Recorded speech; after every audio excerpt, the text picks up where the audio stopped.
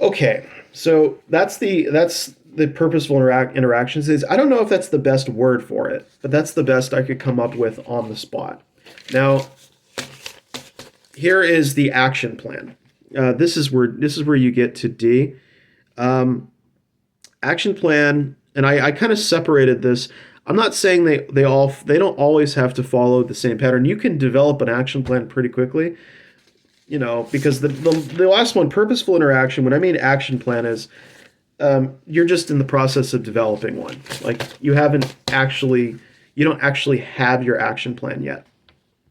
But D is when you do. Like, so D is when you have you have collected all the information, you have executed all the research that you intend to, and then you have, and I'm just reading it out now. You have a plan involving Gynarchic activism in which one attempts to spread ideas, invite people into community, gather research, create content, organize events, etc. Whatever it is that you're trying to do. So you have it now. It's you have all the you have your plan worked out, written down, thought out. You're ready to go. And then you have E. You have action. You're carrying out your plan, your action plan. You're handing out pamphlets, or you're like, I'm just gonna have to go back to the one because my brain tonight. I've had memory issues for a while now, and sometimes if I don't have a little bit of information, I can struggle. So you're carrying out your action plan. In other words, you're setting up formal debates, which is something I would love to do at some point in the future. I think I would be best suited as a moderator. I don't think that I would be particularly good in debate because I'm not as educated in many respects. I'm just trying my best to help. And I know there are a lot of other people, especially the Gynarchic women in the community. They know what's up. They know what's going on, and they have, I feel, the best breadth. How do I put it? They have the most information, but they have information that I think is crucial because it comes from their perspective. Like everything that they're learning, it's like, I think Bruce Lee, what did Bruce Lee say? He said it was self knowledge. So I mean, that's where it is. So when you're doing your action plan, you're like setting up for you're actually conducting a formal debate. In other words, you've set it up. You're actually doing this. Like you're doing this now. So you're having formal debates. You're chatting in live streams. You're doing content creation, like you're doing Gynarchy, like you're making websites for your own people. You're building. In other words, you are building everything. You're building the bricks of the foundation that will expand the community. You are brainstorming and so on. You're creating pamphlets, and I think I already said that, but that's basically what it is. So that's where you're at. F is called reflection. And F is a bit different because F is when you've gone through the other steps or the other aspects of community building. Like when you reflect, you're analyzing when you reflect on the community, it involves the analysis of your community as objectively as possible, determining how it's growing, what it's doing, what it's not, and its overall identity. Like, what is the identity of this community? What's our trajectory? Where is it heading?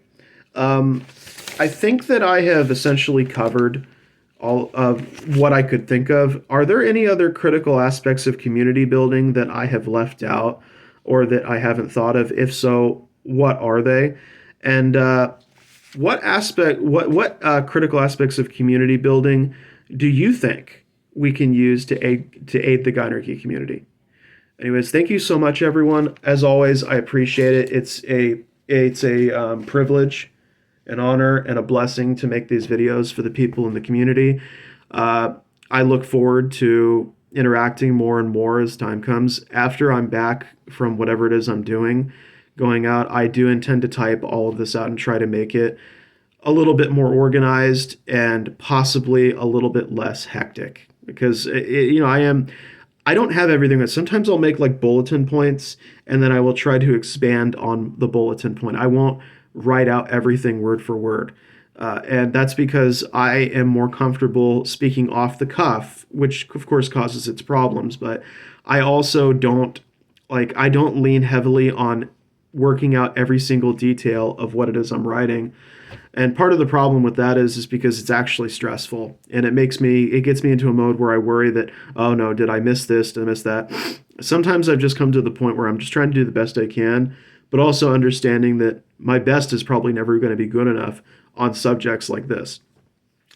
Why I created these two videos is because I think that if we think about community building objectively, if like we break down uh, community building into different aspects, then maybe we can analyze the community objectively and determine like which aspects of community building are we weak at, which are we strong at, where do we thrive, and like in other words, how do we build on our strengths and work on our weaknesses at the same time.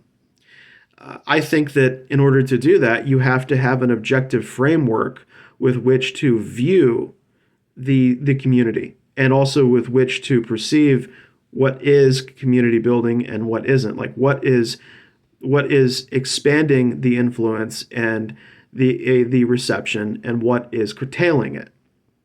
Uh, and I think that in order to do that, you have to first break it down into component parts of what community building even is. Like what gets people together in a building, like what gets people to go down the street and sing hymns or whatever, what gets people to go engage in conversations or private chats or whatever. What is it about community that makes it what it is? And how can we learn from not only real world examples, but how can we take what it is that we know about our community, and how can we uh, improve upon it? Thank you for your time once again. I hope everyone has a great day. Please be safe out there, and take care, everyone.